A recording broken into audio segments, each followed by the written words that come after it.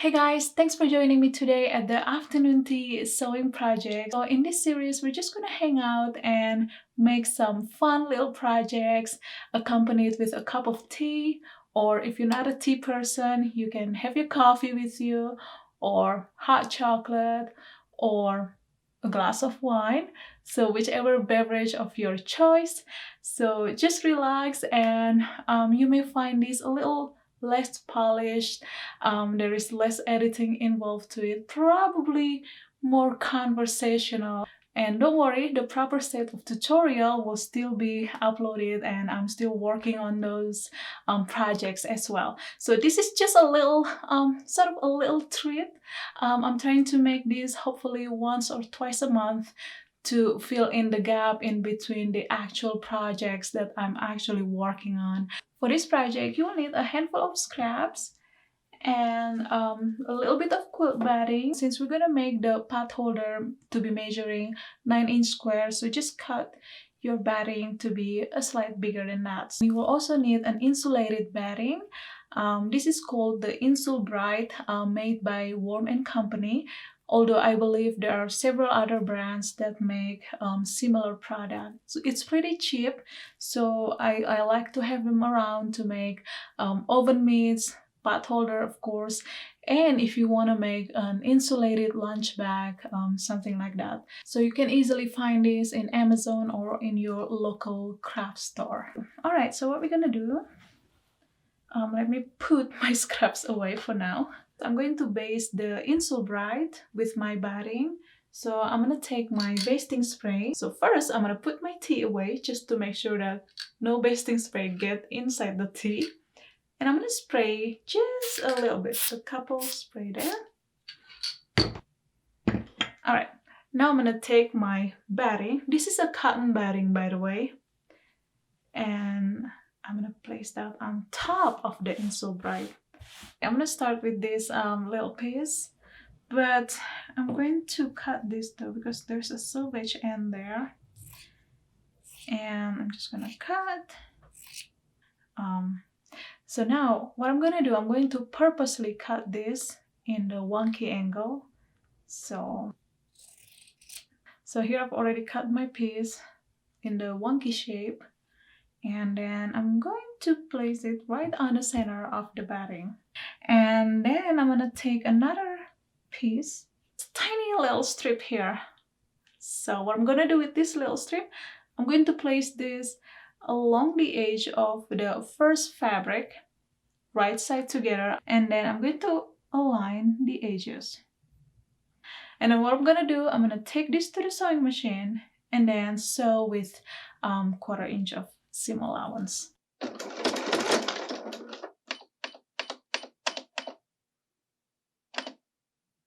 So I have to lengthen my stitch length a little bit since there are 2 layers of batting underneath.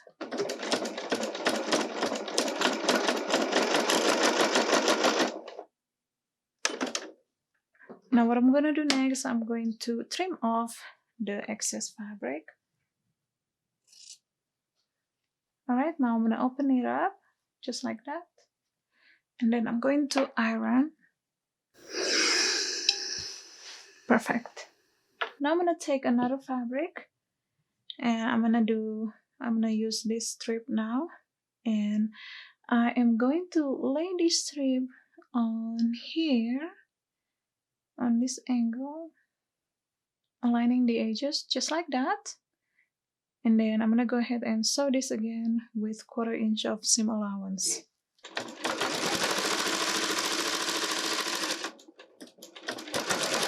Again, I'm going to open this one up and press. All right, now let's take another piece of fabric, this little pink strip here. So I am going to place this on this side. No, I'll just do on this side.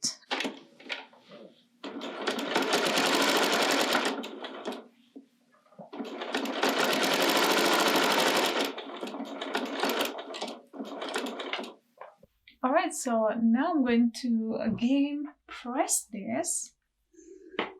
just and then trim off the excess fabric.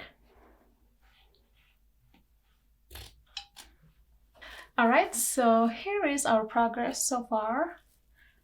So I'm gonna continue on and pretty much do the same, building the block, so to speak.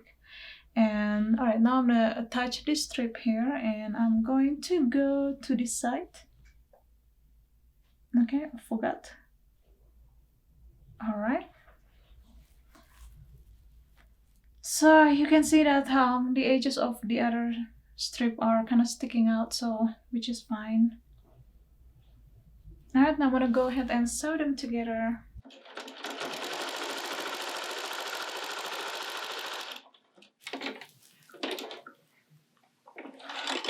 Excellent.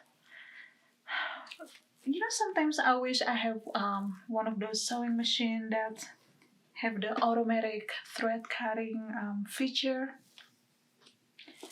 I've been in the market for a new sewing machine, but I just couldn't make up my mind which one I actually wanted.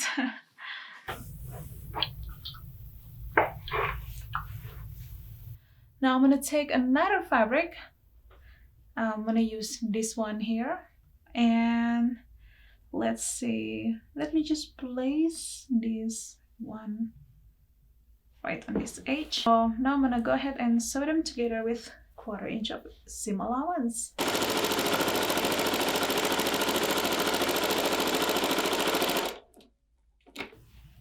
Open this up and press. Now I really think that this fabric is a little too big, so I'm going to cut this off a little bit. So I'm gonna go ahead and work on this and build the block until the whole batting is filled up. Alright, so I'm done piecing my block, and I've already filled up pretty much almost the entire batting. So now what we're gonna do next, we're gonna take the backing fabric. So just take random fabric scrap. So we're gonna place the backing underneath. Next, we're gonna go ahead and quilt this. So you can go do whatever kind of quilting that you want to do. You can free motion this, you can hand quilt this, you can just do simple wavy lines. So do as you like. So I simply use my walking foot and kind of echoing the seam line. So I'm sewing about 1/8 of an inch away from the seam line.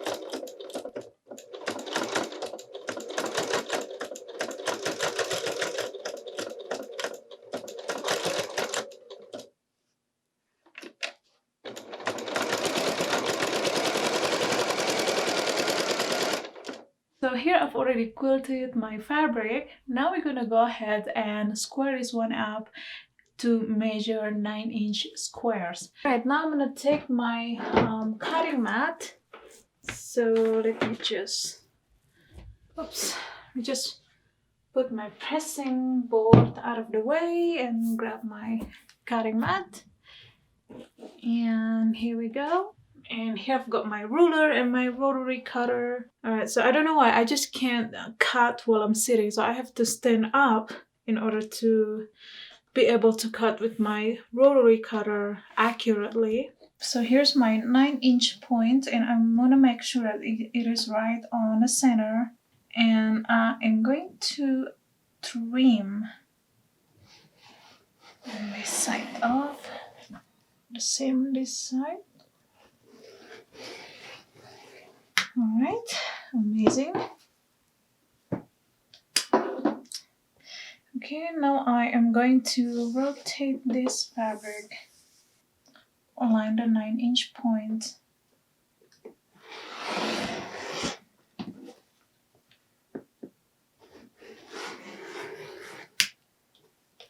Alright. So here is how my block turned out to be. So it's quite pretty so far. I really like it. Now we're gonna go ahead and work on the hanging loop. So for the hanging loop, you will need to cut just a piece of fabric measuring 4" by 2". And what we're gonna do, we're going to fold this in half and press. And you want to make sure that the steam is turned off, because this is a small piece. You don't want to burn your finger with the steam. Now we're going to open the fold and then fold the edges towards the center fold. And then press. And then we're going to fold everything in half again and press.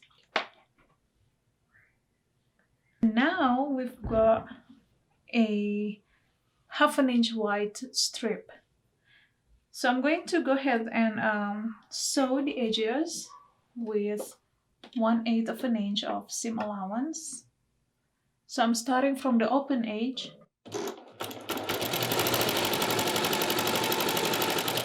Alright, and then I'm going to go ahead and sew the other edge.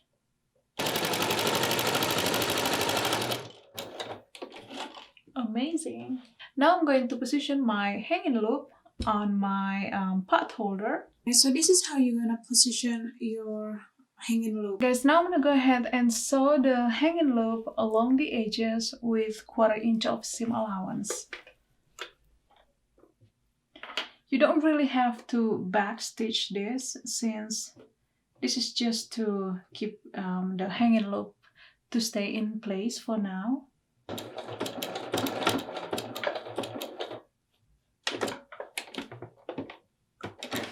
Alright, the hanging loop is already been attached.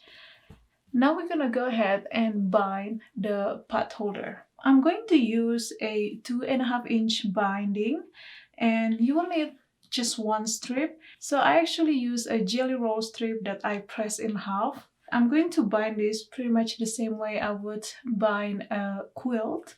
So you can go ahead and bind this with any method that you like, obviously.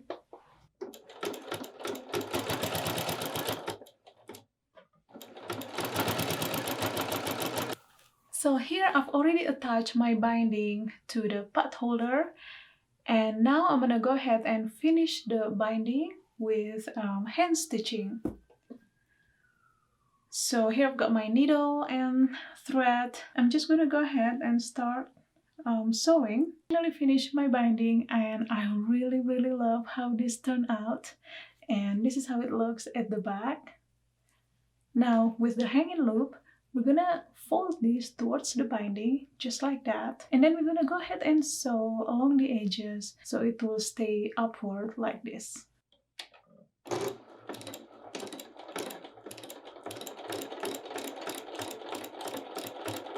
Alright, so I am so happy with how my pot holder turned out to be. I think I just love making smaller projects as much as I do making bigger and more epic projects. So I hope you enjoyed this video and this slightly different format than what I usually do. And yeah, otherwise I'll see you next time with another fun sewing and quilting projects. Goodbye!